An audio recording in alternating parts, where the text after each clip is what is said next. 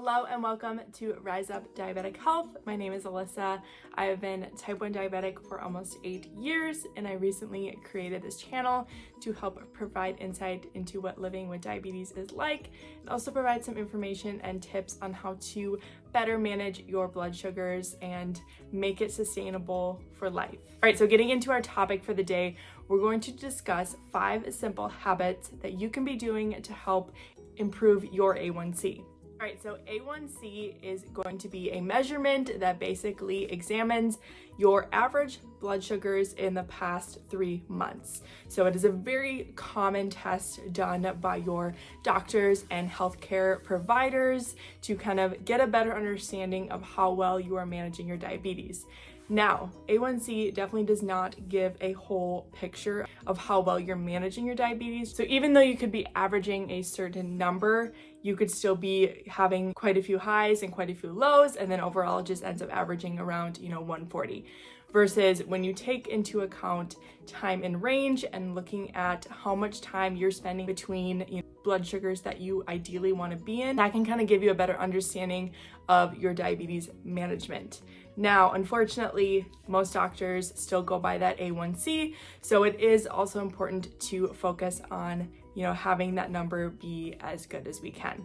So today I'm going to talk about 5 simple habits that you can start including into your lifestyle to help build that foundation.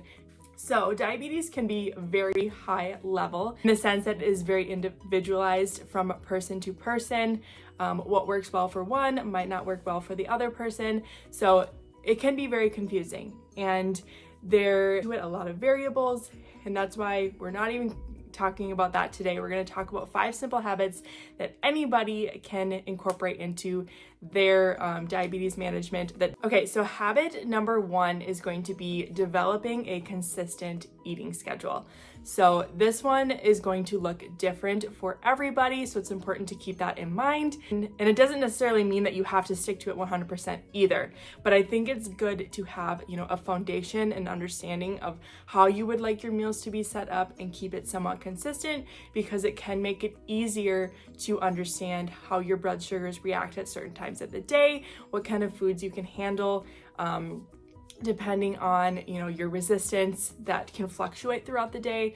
So I think it's important to examine your life, your lifestyle, how many meals that you would like to eat in that day, and then determine how you would like to space them out. And the reason why this one is so important is because when you take insulin for a meal, that insulin is on board or active for up to 3 to 4 hours. So if you are constantly overlapping that time with say meal 1 was at 9 a.m. and then you're already hungry by 11 and then you decide to eat again, it just makes things a little bit more complicated because you still had active insulin from that first meal when you're now taking your insulin for that next meal. It's super common and can cause hypoglycemia or low blood sugars just because of that insulin from that first meal that is still active. So it's just easier to kind of plan out your meals so you at least give that time of 3 to 4 hours between each meal.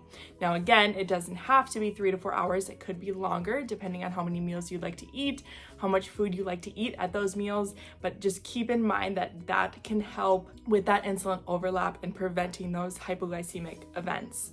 Okay, so habit number 2 kind of goes along the same lines as the first habit, but this one is going to be to stop eating 1 to 2 hours before you fall asleep. The reason why this one is so important is because we spend over hopefully 7 to 8 hours of our day sleeping, and that takes up 1/3 of our day and can play a huge part in our overall A1C. Because, if you have high blood sugars for those whole 8 hours, it can have a huge impact on your time in range and your A1C. So nailing down that nighttime blood sugar is going to be super important. And one variable that is really easy to kind of take out of that equation is to stop eating right before bed. The reason I say that is a lot of times, you can eat a snack and then you head right to bed. and then maybe, 1 to 2 hours later, it ends up, going high or it's going low, which can cause just a lot of frustrations and corrections. And it's just easier if you eat 1 to 2 hours before you fall asleep. Give yourself time while you're still awake to kind of understand where that blood sugar is headed, if it's just going to stay stable, if it's going to rise, if it's going to, drop.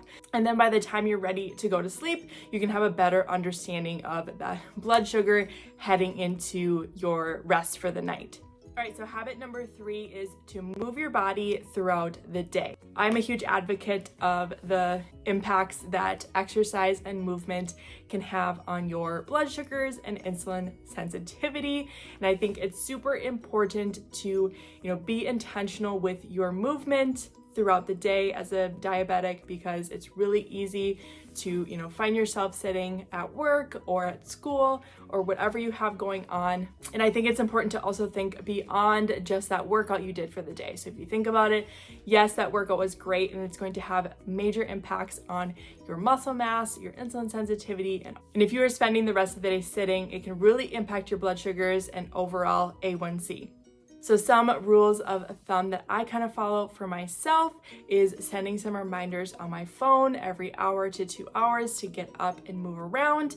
I also set a step goal for myself, and that's a way for me to kind of hold myself accountable to, maybe going on a walk for 30 minutes or doing some things around the house, whatever it may be. Okay, so habit number 4 is going to be designating a low blood sugar snack and sticking with it. So this one is super important and something that I struggled with my first couple years living with diabetes. When I first got diagnosed, and I was in the hospital, my mom came into the room with a bag of Snickers, and that was my low blood sugar snack for the next 2 months.